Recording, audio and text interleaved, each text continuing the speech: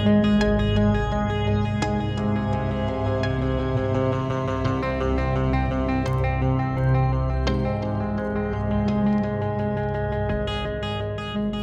নিয়ে এত চিন্তা করছেন বলেন তো?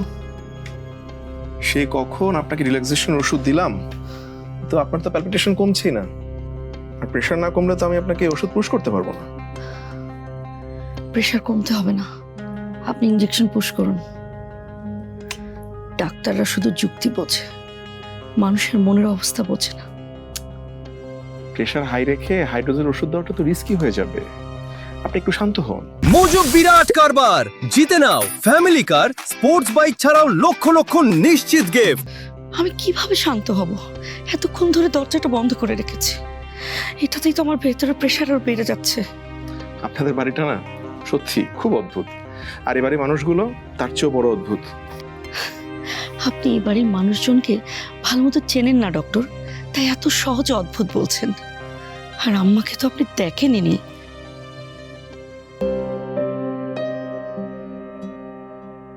চিন্তা করবেন না, যদি কিছু হয় আমি সামলে নেব, কথা দিচ্ছি।